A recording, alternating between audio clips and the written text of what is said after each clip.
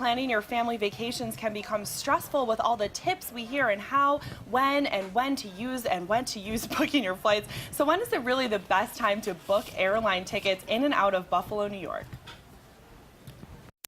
That's the number one question that we get asked. Customers are emailing us all the time. I want to go to so-and-so on these dates. When should I buy my ticket? And it's a big source of confusion in the marketplace because it seems like you're playing the stock market when you're buying an airline ticket. And News 4's Lou Raguse joins us right now to tell us more about all of the research he did. Who was the gentleman that we just heard in that soundbite? Well, he's the CEO for cheapair.com. That's one of the many, online travel agent sites that you can use to book tickets and hotels and so forth. What they specialize in is figuring out the best time to book the ticket. As he said, the number one question is if people have to travel on a certain date, those emails that you get with the low fares don't really matter because those are usually for, deal dates. So if you know the date you want to travel on, the question is how long before that should you book your ticket in order to get the best price? And what did he tell you? Well, this is something I personally have kind of obsessed over because with family living a long way away, if I can save enough money on tickets, that might mean an extra trip home each year.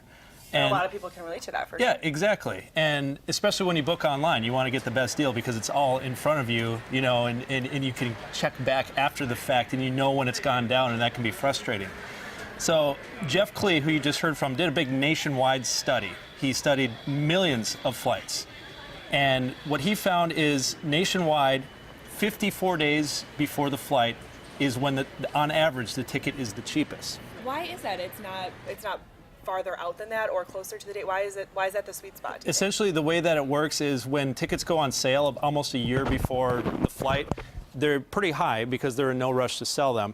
And then when it gets to about 3 months or so out, then it'll go down and kind of plateau at a lower level until about a month before your flight, and then it'll go back up. And so there's kind of this sweet spot, but you got to find where in that sweet spot is it the lowest. And here's the thing, and this is my story for tonight. In Buffalo, it's different than the nationwide average. You might imagine a lot of the airports are bigger than Buffalo, and so there's more fluctuation. They have more destinations and so forth.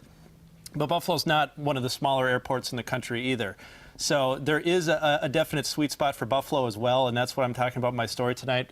For the story, I actually tracked every flight that it would let me track that left on June 27th, which was a recent Friday, which is probably a big travel day for a lot of people.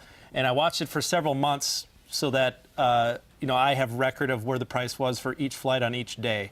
And I crunched those numbers, and that's what we have coming up tonight. You're a full-time news reporter here in Anchor, but you could be a part-time statistician and travel agent after this story. Yeah, I'm always kind of interested in this stuff. And other numbers that came out is I can tell you which destinations you have to book earlier, and which destinations tend to fluctuate more and more as you get closer to the trip.